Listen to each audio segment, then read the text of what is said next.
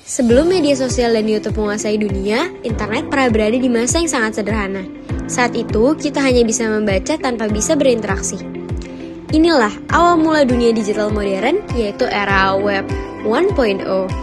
Halo semuanya, di video ini kita akan membahas tentang Web 1.0, generasi pertama dari perkembangan internet modern. Web 1.0 mulai dikenal sejak Tim Berners-Lee memperkenalkan World Wide Web pada tahun 1991 di lembaga penelitian CERN di Swiss.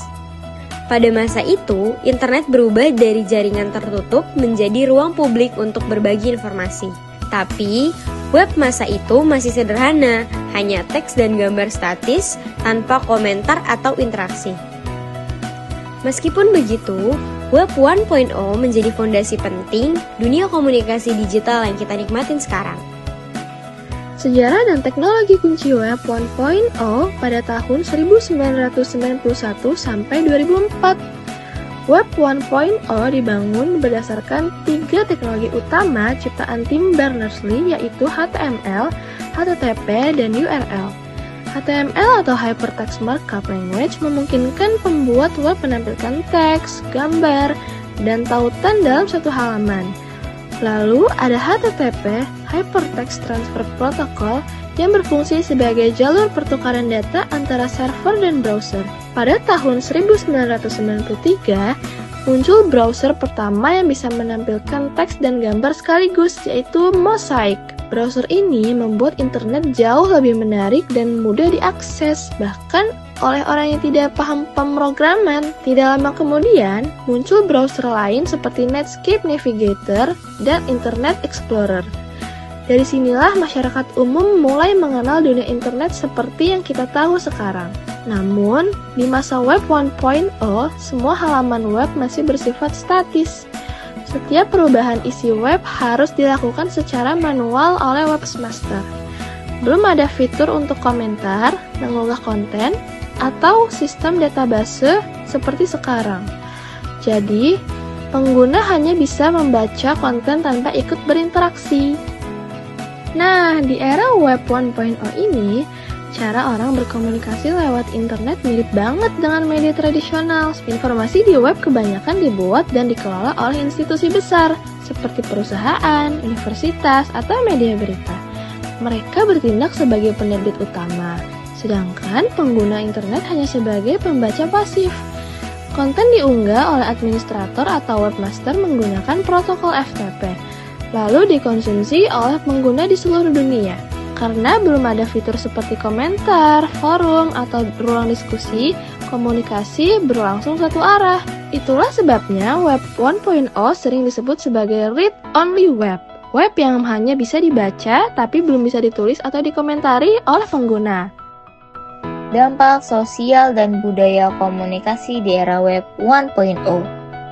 Walaupun terbatas secara teknologi, Web 1.0 membawa dampak sosial yang besar terhadap cara manusia berkomunikasi.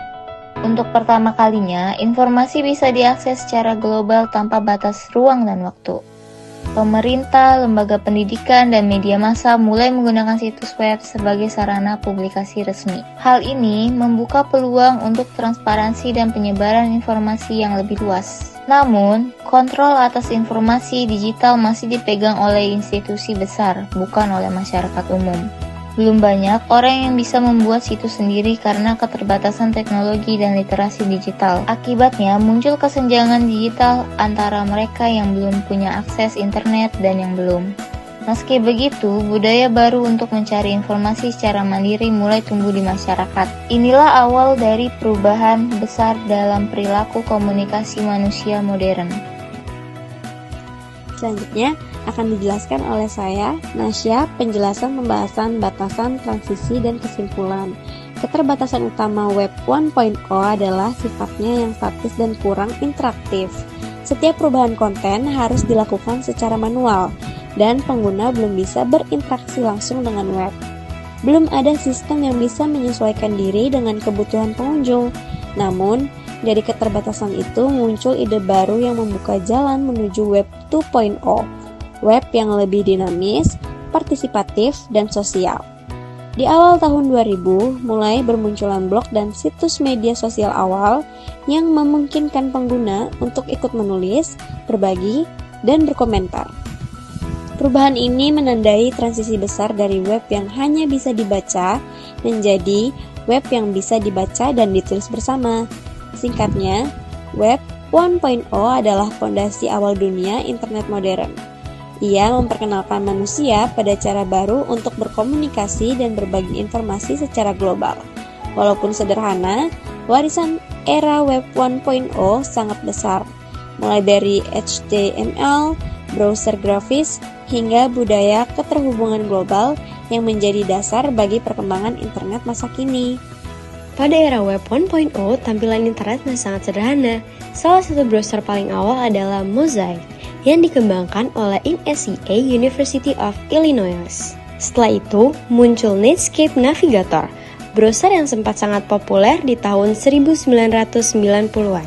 Lalu, hadir Internet Explorer, yang menjadi simbol awal perkembangan internet global.